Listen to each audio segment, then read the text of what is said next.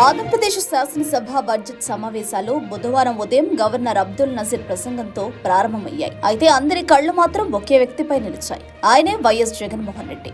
ప్రతిపక్ష హోదా ఇవ్వలేదన్న కారణంతో గత సమావేశాలను బహిష్కరించిన జగన్ ఈసారి అనూహ్యంగా సభకు హాజరు కావడం రాజకీయ వర్గాల్లో చర్చనీయాంశమైంది. నిరసనల మధ్య గవర్నర్ ప్రసంగం సభ ప్రారంభం కాగానే గవర్నర్ ప్రసంగిస్తుండగా జగన్ నేతృత్వంలోని వైఎస్ఆర్సీపీ ఎమ్మెల్యేలు తీవ్ర నిరసన వ్యక్తం చేశారు. ప్రభుత్వ వైఫల్యాలపై ప్లకార్డులు ప్రదర్శిస్తూ నినాదాలతో సభను హోరెత్తించారు. ముఖ్యంగా రాష్ట్రంలో శాంతి భద్రతల పరిస్థితి, రెడ్ బుక్ రాజ్యాంగంపై నిలదీస్తూ గవర్నర్ ప్రసంగాన్ని అడ్డుకునే ప్రయత్నం చేశారు. అనంతరం సభ నుంచి వారు వాకౌట్ చేశారు. జగన్ అసెంబ్లీకి రావడంపై టీడీపీ శ్రేణుల్లో మిశ్రమ స్పందన కనిపిస్తోంది.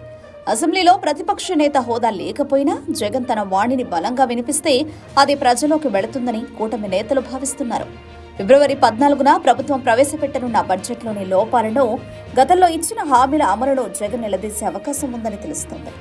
ఎమ్మెల్యేలు 60 రోజులు గైర్హాజరైతే అనర్హత వేటు పడే అవకాశం ఉండడంతో జగన్ ఈసారి వ్యూహాత్మకంగా హాజరయ్యారని టీడీపీ విమర్శిస్తుంది. ప్రభుత్వం ప్రజల సమస్యలను పట్టించుకోవడం లేదని, అసెంబ్లీ వేదికగా తాము ప్రజా గొంతుకను వినిపిస్తామని వైఎస్ఆర్సీపీ నేతలు స్పష్టం చేశారు. కేవలం సంతకం చేసి వెళ్లిపోవడానికి కాదని, ప్రభుత్వాన్ని నిలదీయడానికి తాము వచ్చామని వారు పేర్కొన్నారు. ఈ బడ్జెట్ సమావేశాలు దాదాపు 20 రోజుల పాటు కొనసాగనున్నాయి. కేవలం తొలి రోజుకే జగన్ పరిమితమవుతారా, లేక ప్రతిరోజు హాజరై కూటమి ప్రభుత్వాన్ని ఇరకాటంలో పెడతారా అనేది వేచి చూడాలి.